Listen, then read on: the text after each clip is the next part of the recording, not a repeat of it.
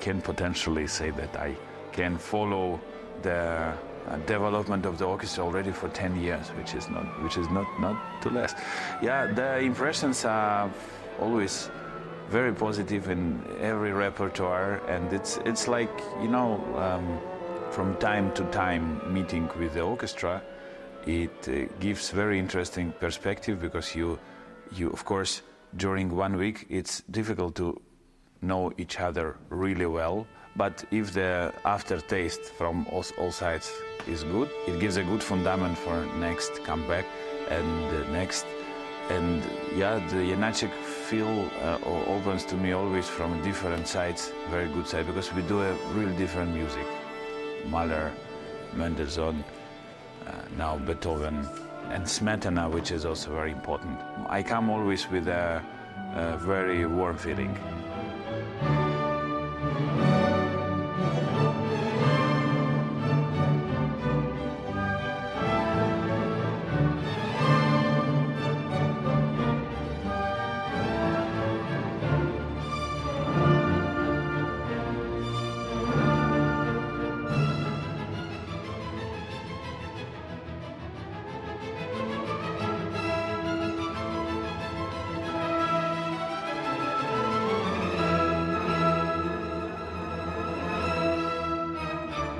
Very often you get this very strange question, who is your favorite composer? And normally that's a little bit weird to answer because there are so many.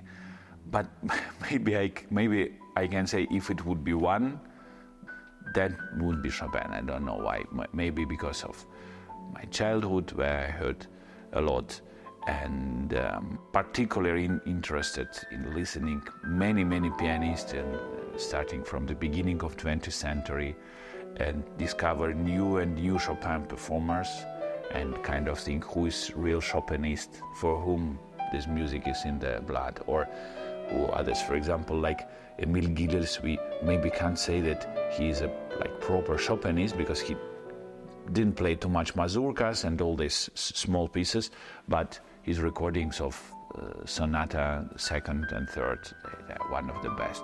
And there are myriads of names. As for the orchestration of concertos, maybe I am in a minority of people who don't see any problem here. I conducted Balakirev version, and I conducted also Mikhail Plitnov orchestration, which is absolutely brilliant. However, I have to admit these orchestrations don't bring anything totally new to this music. And of course, in Chopin, the orchestra is a frame. It's a frame, not more than frame, and I think it's noble enough.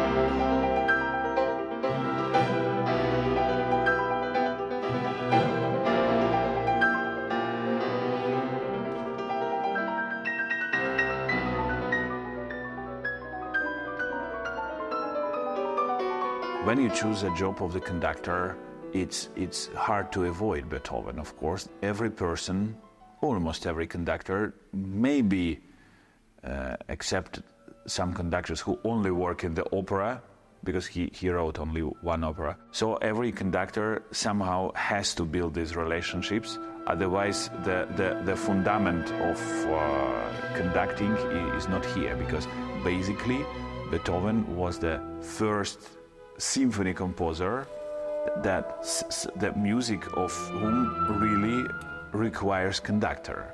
And this is like a book which you can open from each place, from each page, and still always find something new. It never changed. So, for example, this is my 6th or 7th approach to Second Symphony. And on each rehearsal, not only when you study the score, on each rehearsal you find new details which were very much in the shadow. And it's extreme joy to share it with the orchestra and to say, look, this beautiful 2 bars, let's do it and let's listen what happens.